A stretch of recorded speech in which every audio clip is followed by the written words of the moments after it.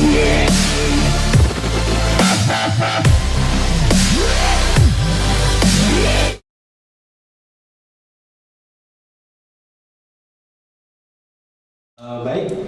kita mulai pertanyaan pertama ke Pak Dodi ya Pak ya. Yang pertama Pak, yang ingin saya tanyakan ke Pak Dodi kan selama pengalaman Bapak, terutama bergelut di dunia IT, perusahaan manufacturing terbesar di Indonesia ya Pak, salah satu manufacturing terbesar di Indonesia. Kira-kira pada saat Bapak menjabat ya, sebagai CIO, apa peran dan tanggung jawab sebagai CIO di perusahaan tempat Bapak bekerja dulu? Silakan Pak Dodi. Baik, yang pertama tentunya saya harus selaraskan antara strategi bisnis dengan IT-nya itu. Jadi itu yang pertama yang saya lakukan, dan itu harus dituangkan di dalam suatu program atau beberapa inisiatif rangkaian dalam waktu tertentu. Misal contoh begini, di dalam strategi bisnisnya menyatakan saya ingin tumbuh ya melalui katakan ini satu, kedua meningkatkan nilai perusahaan gitu ya. Nah itu coba saya selaraskan. Jadi seluruh inisiatif IT yang direncanakan dan dieksekusi itu harus menuju ke sana. Itu yang pertama ya. Tertulis ya Pak ya? Tertulis dan yang penting itu jangan ya tertulis tapi tidak ditandatangani oleh direksi, karena IT master plan itu harus tertulis dan ditandatangani, disetujui oleh BOD ya, karena di dalamnya ada waktu, ada quality, juga ada budget ya. Kalau nggak setuju, tidak di approve, siapa yang bayar ya Pak? Siapa yang bayar itu ya. Nah, itu yang pertama. Okay. Nah, baru yang kedua, ya ini harus dikomunikasikan sampai kepada level yang terendah. Bahkan kalau saya dulu itu mengkomunikasikannya selain ke rumah-rumah, jadi di perumahan itu dibuat kayak handuk, di situ kita tuliskan dengan ini IT perusahaan kita bawa kemana. Berarti masyarakat sekitar ya Pak ya? Sekitar. Itu tidak cukup karena sudah setujui direksi, ya kan ya? Itu sudah dilaporkan ke komisaris dan menjadi juga KPI-nya direksi di koran setempat.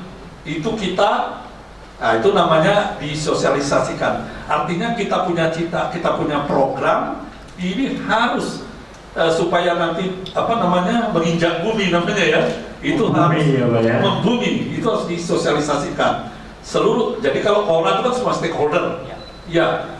Nah kalau di perumahan itu tadi mungkin stakeholder tertentu, di kantor di mana itu ada. Jadi kalau Bapak mau masuk ke lift ya, itu pasti ada program itu ya.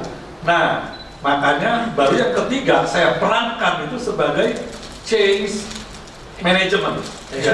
Change management. Jadi pastilah proyek-proyek IT itu proyek perubahan ya kan ya.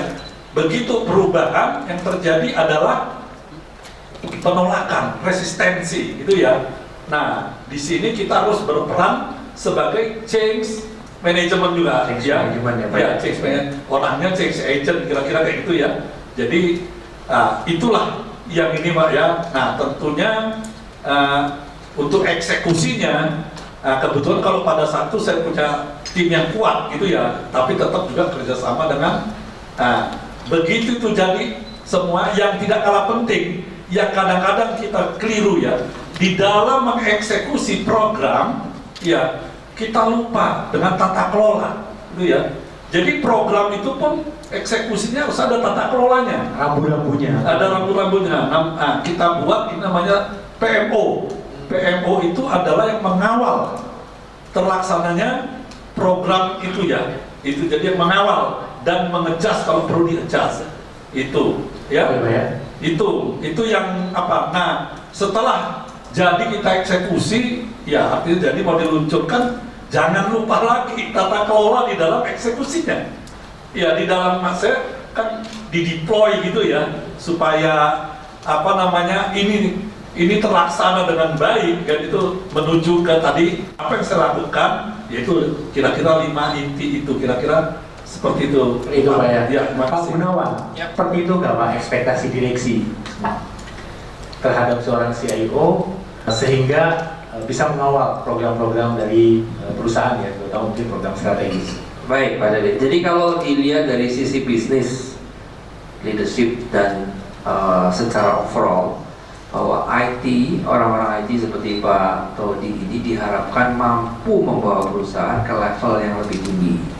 Jadi diharapkan dengan adanya IT, yang pertama adalah lebih efisien, yang kedua adalah lebih efektif.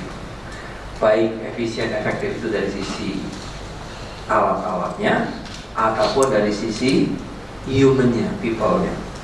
Nah, contoh yang paling gampang adalah sekarang Anda lihat bahwa dunia IT zaman sekarang, Anda lihat katanya dunia bakal duit gitu ya.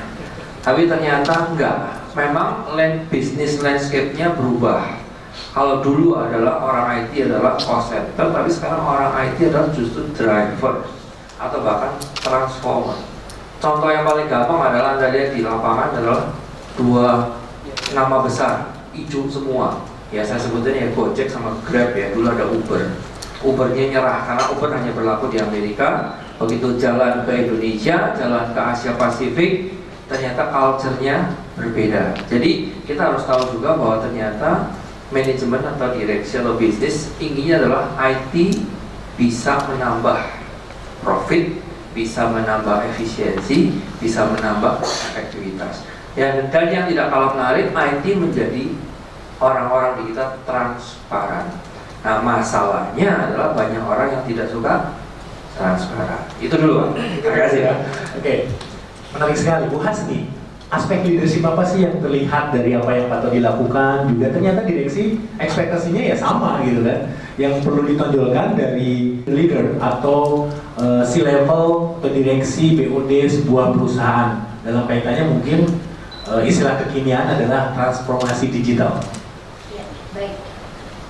Selamat siang semuanya. Saya coba untuk menjawab dan mencoba untuk kurang lebihnya merangkum ya Pak. Ini kan salah atau 2 contoh leader yang bergerak di bidang IT dan sudah terbukti keberhasilannya gitu ya.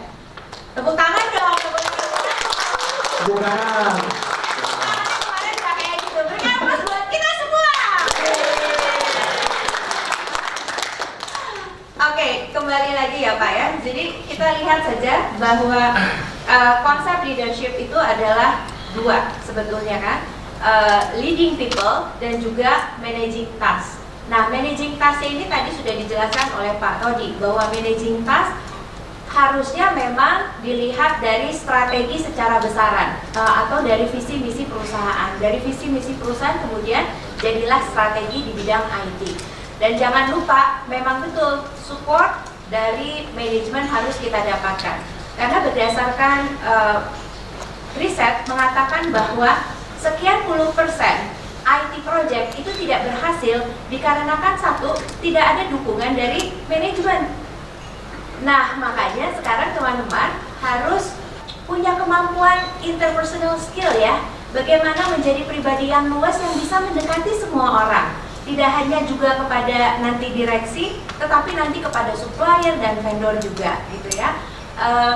Kemudian juga yang kedua, setelah kita mendapatkan support dari direksi kita, nah tentu saja kita pun juga menjadi project manajemennya kan, untuk membuat sebuah perubahan. Kembali lagi interpersonal skill di sini juga dibutuhkan. Dalam hal ini adalah leading people-nya. Kurang lebih seperti itu. Seberapa besar Bu dampak soft skill atau interpersonal skill terhadap kesuksesan CIO menurut Ibu? Baik. Orang bilang sih katanya 80% ya. 80% ya, besar sekali. Besar sekali karena gimana? Saya sudah buktikan banyak sekali saya bertemu dengan orang yang cerdas. GPA atau IPK-nya nyaris 4 Pak. Tetapi kalau mereka tidak luas, tidak memiliki interpersonal skill yang baik. Interpersonal skill ini kan dibagi lagi ya. Kemampuan berkomunikasi yang efektif itu yang nomor 1. Kemudian yang kedua juga kecerdasan emosinya seperti apa. Nah, teman-teman bisa menahan marah atau tidak? Nah, walaupun dalam keadaan marah masih bisa tersenyum nggak? Cara ngetesnya gitu aja ya. Nah, jadi kecerdasan secara intelijensi tidak selalu berbanding lurus dengan kecerdasan secara emosi. Dan kecerdasan emosi inilah yang mendasari interpersonal skill kita. Seperti itu.